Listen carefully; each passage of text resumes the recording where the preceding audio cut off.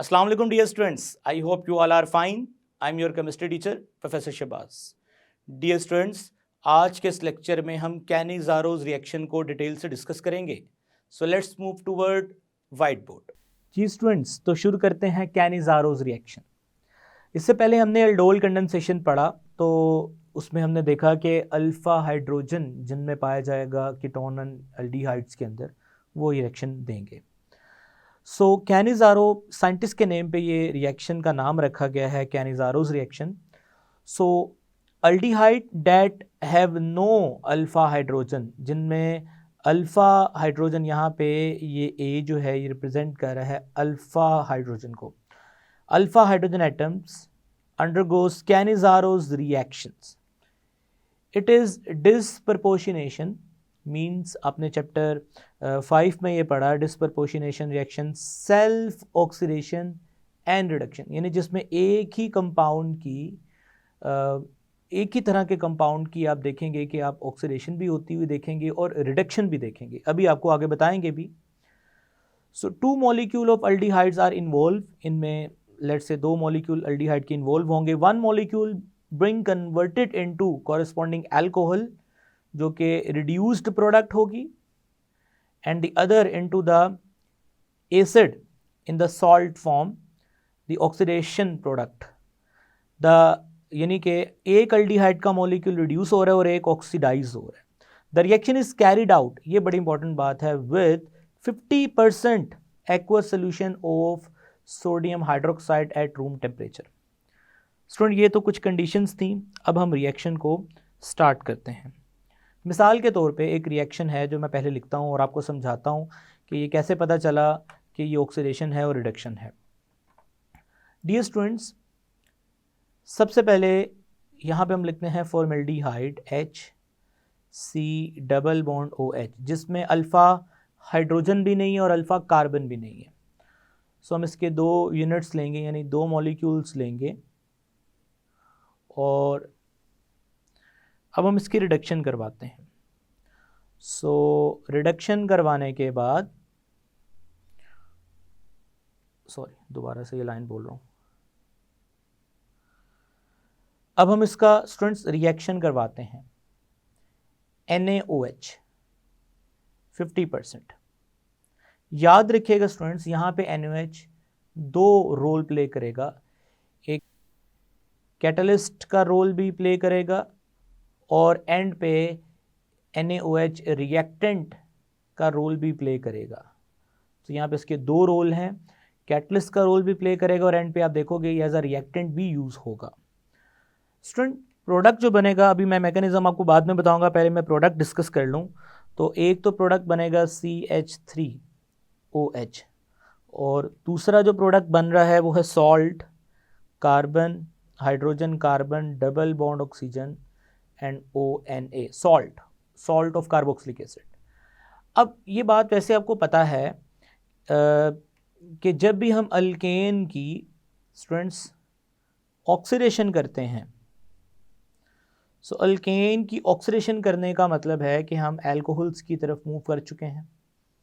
और अल्कोहल्स की जब हम ऑक्सीडेशन करते हैं तो हम अल्डिहाइड्स की तरफ जा चुके हैं. ये मैं जनरल बात कर रहा हूँ. और जब हम अल्डिहाइड्स की ऑक्सीडेशन करते हैं तो कार्बोक्सिलिक एसिड, ठीक है. इसी तरह से अगर आप रिवर्स ऑर्डर में ये बात करते हैं कि अगर कार्बोक्सिलिक एसिड की रिडक्शन करते हैं, रिडक्शन, तो कार्बोक्सिलिक एसिड की रिडक्शन करने का मतलब है ये हाइड्रोजन रिप्रेजेंट कर रहे हैं यहाँ पे रिडक्शन को और ऑक्सीजन रिप्रेजेंट कर रहे हैं यहाँ पे ऑक्सीडेशन को. जस्ट आप इसको इस तरह समझे. हाइड्रोजन रिडक्शन को रिप्रेजेंट कर रहा है, कार्बोक्सिलिक एसिड की रिडक्शन अल्डिहाइड, अल्डिहाइड की रिडक्शन रिवर्स ऑर्डर में हम आ रहे हैं अब. सो अल्डिहाइड की रिडक्शन से क्या मिलेगा स्टूडेंट? अल्कोहल. और अल्कोहल की रिडक्शन से हमें क्या मिलेगा? अल्केन. ठीक है स्टूडेंट्स, ये अपने बातें याद रखनी है. अब हम देखते हैं कि एक अल्डिहाइड जो है वो कन्वर्ट हो रहा है अल्कोहल में, यानी अल्डिहाइड का अल्कोहल में आना ये शो करता है कि रिडक्शन हुई है. और एक अल्डिहाइड का जो मॉलिक्यूल है वो सॉल्ट ऑफ कार्बोक्सिलिक एसिड यानी एक्चुअली कार्बोक्सिलिक एसिड में कन्वर्ट हो रहा है। जो एंड पे बाद में आप रिएक्शन में देखोगे पहले कार्बोक्सिलिक एसिड बनेगा फिर सॉल्ट उसका बनेगा। सो एक अल्डिहाइड का जो मॉलिक्यूल है वो कन्वर्ट हो रहा है कार्बोक्सिलिक एसिड के अंदर, यानी एक ऑक्सीडेशन कर रहा है और एक की रिडक्शन हो रही है। सो ऐसे रिएक्शंस को डिस्प्रपोर्शनेशन रिएक्शन भी कहते हैं। एक तो तरीका ये हो गया। दूसरा तरीका है आप ऑक्सीडेशन स्टेट से भी देख सकते हैं। मिसाल के तौर पे अगर मैं आपको बोलूँ कि यहाँ पे हाइड्रोजन पे क्या चार्ज है +1 और ऑक्सीजन पे क्या चार्ज है -2, तो कार्बन पे क्या चार्ज रहेगा 0। ये हम ऑक्सीडेशन स्टेट फाइंड कर रहे हैं। तो स्टूडेंट्स अगर मैं आपको ये बोलूँ कि हाइड्रोजन की क्या ऑक्सीडेशन स्टेट है, तो यहाँ पे आप बोलेंगे +1 और ऑक्सीजन की क्या है स्टूडेंट, हमेशा -2 रहती है यहाँ पे, और -2 +1 कैंसिल हो गया तो कार्बन की ऑक्सीडेशन स्टेट 0 है। सिमिलरली यहाँ पे +1 और -2 एंड 0। ओके, तो अब चलते हैं जी आगे। यहाँ पे अगर बात करते हैं स्टूडेंट्स तो हाइड्रोजन पे यहाँ पे -3 क्योंकि 3 हाइड्रोजन है, +3 क्योंकि 3 हाइड्रोजन है, और +1 ऑक्सीजन पे -2 और पीछे बचा +2। तो इसका मतलब है कि कार्बन पे क्या चार्ज होगा स्टूडेंट, यहाँ पे -2, क्योंकि ओवरऑल चार्ज 0 रहना चाहिए ना।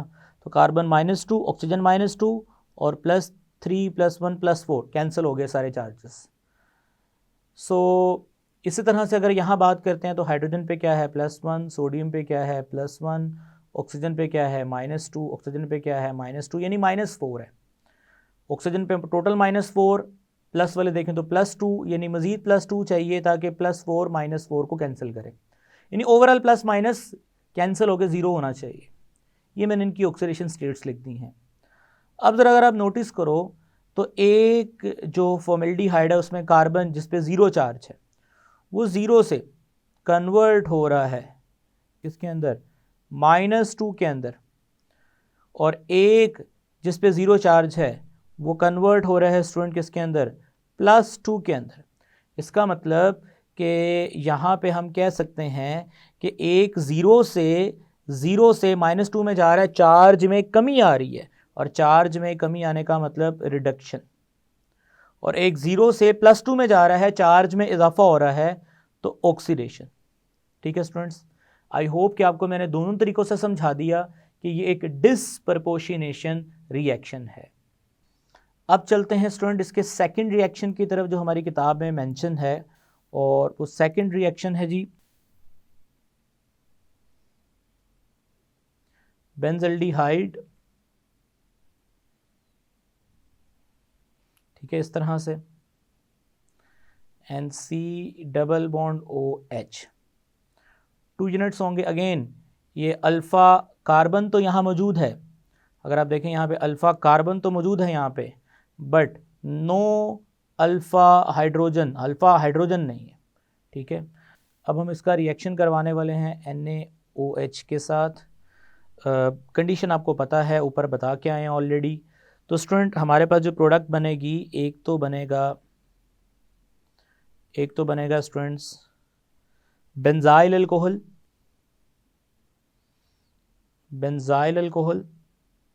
ठीक है, अब आगे हम देखेंगे इसकी मैकेनिज्म। और एक अल्कोहल बनेगा और एक कार्बोक्सिलिक एसिड का सॉल्ट बनेगा, और जो कार्बोक्सिलिक एसिड का सॉल्ट बनेगा वह जी सोडियम बेंजोएट,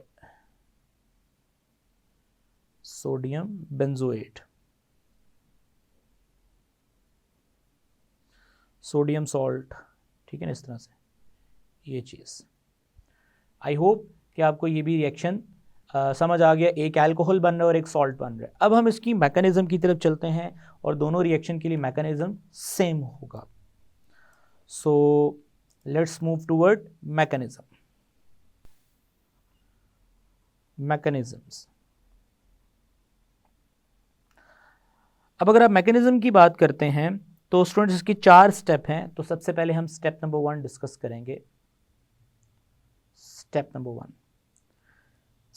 1 में क्या होगा, स्टेप नंबर 1 में दी हाइड्रोक्साइड आयन, क्योंकि ये बेस कैटलाइज रिएक्शन अभी तक पढ़ रहे हैं, the hydroxide ion act as nucleophile.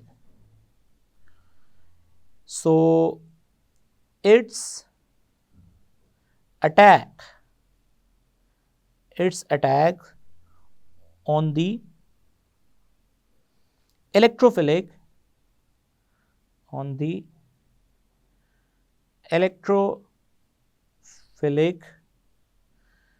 carbonyl carbon to form a complex anion. ठीक है, कॉम्प्लेक्स एनाइन. सो सबसे पहले HCH डबल बॉन्ड OH. सो अब ज़रा नोटिस कीजिएगा स्टेटमेंट के मुताबिक फर्स्ट स्टेप की कि ये जो OH है ये कार्बोनाइल ग्रुप में मौजूद इलेक्ट्रोफिलिक कार्बोनाइल कार्बन पर क्या करेगा, अटैक करेगा और एक कॉम्प्लेक्स एनाइन बनाएगा. तो स्टूडेंट्स हमें क्या मिलेगा यहाँ पे, HCH OH and O minus. ठीक है, सो ये अगेन देखें बॉन्ड टूटेगा जो कि डेफिनेटली OH के अटैक करने पे ये सारे का सारा जो इलेक्ट्रॉन बॉन्ड में मौजूद पाई बॉन्ड हैं, पाई बॉन्ड के जो इलेक्ट्रॉन्स हैं वो ऑक्सीजन पे शिफ्ट होंगे. So this is A9 formation. अब यहाँ पे स्टूडेंट होगा क्या, स्टेप नंबर 1 तो कंप्लीट हो गया और ये कॉम्प्लेक्स एनाइन भी बन चुका है. अब स्टेप नंबर 2 में क्या होगा, स्टेप नंबर 2 जी स्टूडेंट, स्टेप नंबर 2 में क्या होगा, अगर आप ये नोटिस करें तो ये हम इस नेगेटिव चार्ज को इस तरह भी मेंशन कर सकते हैं. तो स्टूडेंट्स ये बॉन्ड यहाँ पे रीशिफ्ट होगा. इसके रीशिफ्ट होने के बाद अब यहाँ से स्टूडेंट्स बॉन्ड टूटेगा और हाइड्राइड निकलेगा. ठीक है, और स्टेप नंबर 2 में negative charge on oxygen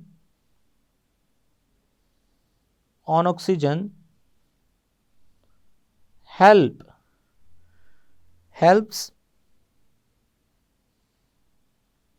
in the loss of hydride ion. ठीक है, negative charge on oxygen help in the loss of hydride ion. So hydride ion यहां से निकलेगा स्टेप नंबर 2. ठीक है, सो अब हम हाइड्राइड आयन को रिमूव करते हैं और देखते हैं क्या बनता है. सो HCH OH O minus, arrow ये शो कर रहा है कि ये बॉन्ड यहाँ शिफ्ट होगा और इसके यहाँ शिफ्ट होने पे क्या मिलेगा, HC, और यहाँ से स्टूडेंट्स हाइड्राइड आयन निकल चुका है और हाइड्राइड आयन के यानी ये वाला हाइड्राइड आयन यहाँ से निकल चुका है. ऑक्सीजन डबल बॉन्ड O और साथ ही साथ OH. ठीक है, ये याद रखिएगा, यानी ये OH बाकी रहेगा और डबल बॉन्ड ये शिफ्ट, यानी ये जो माइनस चार्ज में मौजूद इलेक्ट्रॉन है ये पीछे की तरफ शिफ्ट हो जाएंगे. So this is formic acid और साथ में स्टूडेंट क्या निकलेगा, हाइड्राइड. अब ये जो हाइड्राइड है ये अब स्टेप नंबर 3 में काम आएगा.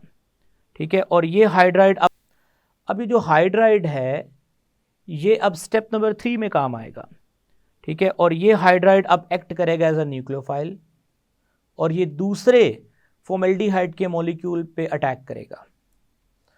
सो we can say that step number 3. So step number 3 में क्या होगा कि hydride ion act as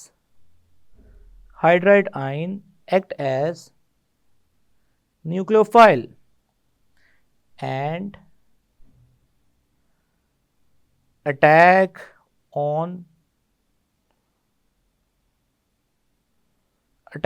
second molecule second molecule of formaldehyde. ठीक है, सो देखते हैं जी, ये रहा जी सेकेंड मॉलिक्यूल फॉर्मेल्डिहाइड का।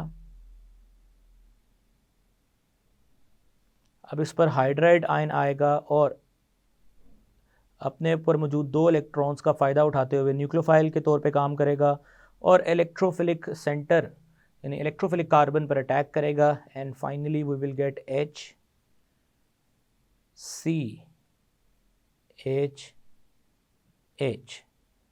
O पे क्या चार्ज आएगा? Minus. Now this is methoxide ion, methoxide ion. ठीक है स्टूडेंट्स, अब ये मिथो ऑक्साइड आयन जो है ये एक स्ट्रॉन्ग बेस है। ठीक है, ये बेस के तौर पे काम करेगा। और स्टेप नंबर 4 में क्या होगा स्टूडेंट्स? स्टेप नंबर 4 में यहाँ पे मेंशन करते हैं स्टेप नंबर 4।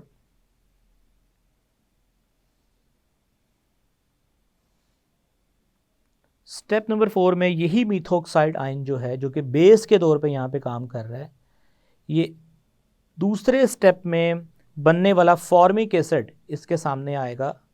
और एसिड का तो काम है जी स्टूडेंट्स, एसिड का तो काम है यहाँ पे, क्या काम है?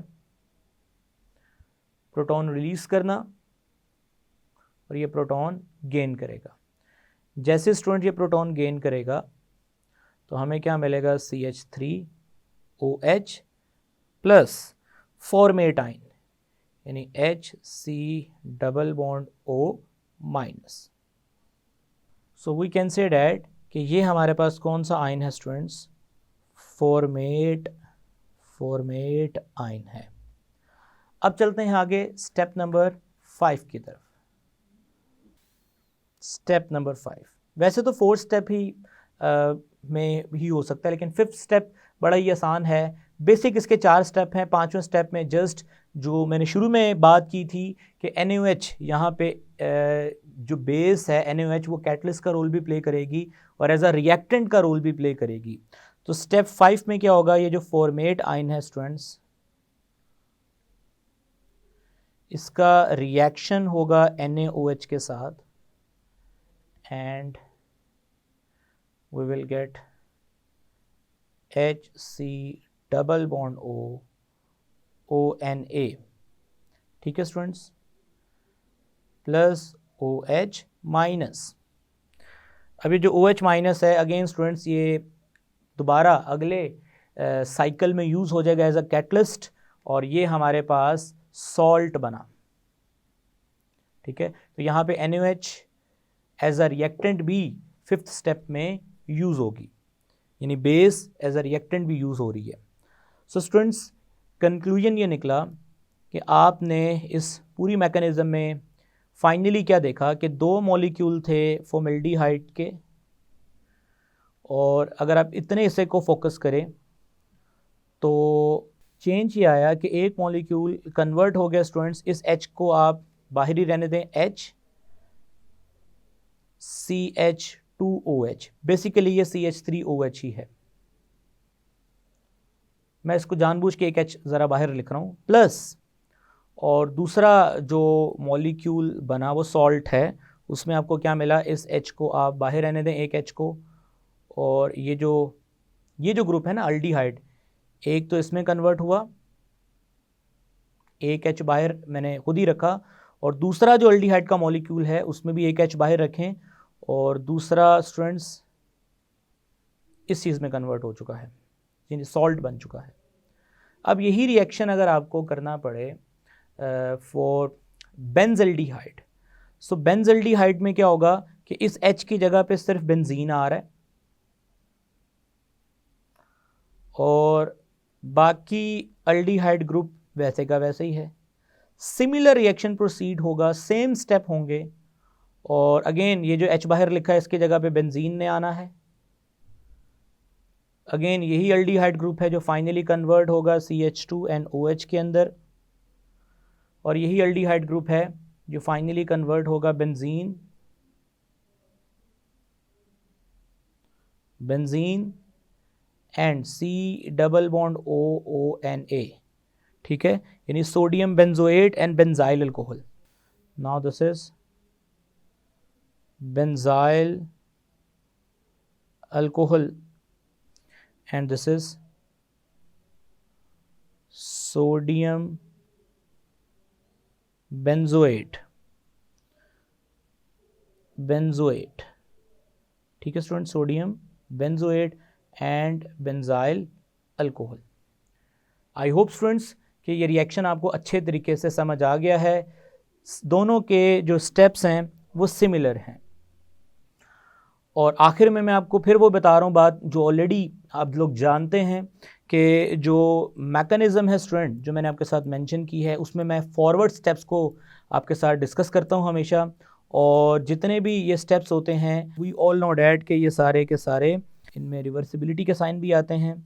सो याद रखिए ये जो हमारा फर्स्ट स्टेप था, स्टेप नंबर 1, ये भी रिवर्सिबल है. डबल एरो लगाना आपने यहाँ पे, क्योंकि मैं जब समझा रहा होता हूँ तो मैं फॉरवर्ड डायरेक्शन में जो प्रोडक्ट बन रहा होता है उसी पे फोकस कर रहा होता हूँ. सो ये चीज़ आप अपनी टेक्स्ट बुक से भी देख सकते हैं कि जो मैकेनिज़म्स के स्टेप्स हैं उनमें स्टूडेंट्स डबल एरो का साइन आता है, यानी वो फॉरवर्ड और रिवर्स. अब हर स्टेप में नहीं आता, आपकी बुक में ये चीज़ें साथ साथ मौजूद हैं, मेंशन है, वहाँ से देख सकते हैं. सो स्टेप नंबर 3 तक डबल एरो है. स्टेप नंबर 4 जो है, चूँकि वो एक एसिड बेस रिएक्शन है, उसमें डबल एरो नहीं आता. और वैसे भी ये स्ट्रॉन्ग बेस है स्टूडेंट्स, तो ये प्रोटॉन कैप्चर करने के बाद वापस नहीं करते, इसलिए ये सिंगल एरो के साथ ही रहेगा. और लास्ट में भी जो स्टेप नंबर 5 है, इसमें रिप्लेसमेंट होगी Na+ की. और ये भी स्टूडेंट्स एक इरिवर्सिबल रिएक्शन है. नॉर्मली जिसमें with in a molecule bond shifting involve होती है, उसके अंदर डबल एरो के साइन आते हैं. और जहाँ पे आपने ये स्टेप नंबर 4 और स्टेप नंबर 5 में देखा किसी किस्म की बॉन्ड शिफ्टिंग या उसमें कोई चीज़ एलिमिनेट नहीं हो रही थी, विद इन अ मॉलिक्यूल किसी किस्म का बॉन्ड शिफ्ट नहीं हो रहा था, तो इसलिए इस तरह के जो रिएक्शन होते हैं वो इरिवर्सिबल होते हैं. आई होप स्टूडेंट्स कि आपको ये बात समझ आ गई है and why they are called disproportionation reaction. और ये भी आपको समझ आ गया है कि नो अल्फा हाइड्रोजन इसकी कंडीशन है. और जाते जाते स्टूडेंट्स मैं एक और बात आपको बताता चलूँ जो बड़ी अहम बात है कि जो कीटोन्स हैं, कीटोन्स लाइक अगर मैं कीटोन की बात करूँ, कीटोन्स कैनिज़ारोस रिएक्शन नहीं देते. Ketones do not give Cannizzaro's reaction. उसकी वजह क्या है? कैनिज़ारोस रिएक्शंस, अब उसकी रीज़न क्या है? रीज़न ये है स्टूडेंट्स कि सबसे पहले तो हम कीटोन की बात करें तो उसमें तो अल्फ़ा हाइड्रोजन होगा. लेकिन अगर हम ऐसा कीटोन की बात करें लाइक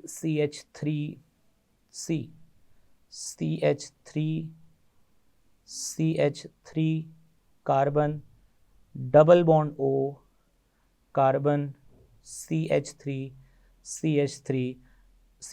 अब ये एक ऐसा कीटोन है जिसमें आप देख सकते हैं कि अल्फ़ा कार्बन तो है बट अल्फ़ा हाइड्रोजन नहीं है. तो कंडीशन के मुताबिक तो उसको कैनिज़ारो रिएक्शन देना चाहिए, बट ये नहीं देते ketones.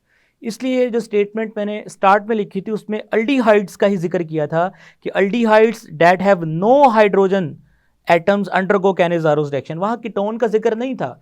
Very start of the lecture मैंने वो पैराग्राफ आपके साथ शेयर किया था कि अब रीज़न समझ लें कीटोन क्यों नहीं कैनिज़ारोस रिएक्शन देता. स्टूडेंट्स एक तो ये स्टेरिक इन हिंड्रेंस बहुत ज़्यादा यहाँ पे बल्कि ग्रुप्स हैं यहाँ पे कीटोन के केस में, क्योंकि बाकी जो कीटोन्स इसके अलावा लोगे उनमें अल्फ़ा हाइड्रोजन आएगा और अल्फ़ा हाइड्रोजन आएगा तो डेफिनेटली वो फिर कंडेंसेशन की तरफ जाएंगे. दूसरा, ये इलेक्ट्रॉन रिलीजिंग ग्रुप की वजह से, ये हैवी इलेक्ट्रॉन रिलीजिंग ग्रुप है, इलेक्ट्रॉन रिलीजिंग ग्रुप की वजह से कार्बन पे मौजूद जो पार्शियल पॉजिटिव चार्ज है वो वीक हो जाएगा. सो हम कहेंगे कि इन कीटोन्स वीक इलेक्ट्रोफिलिक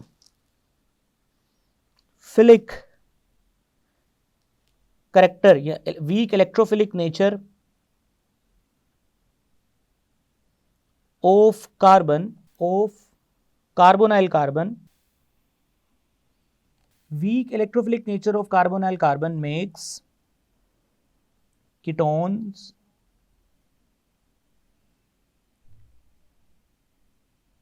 inert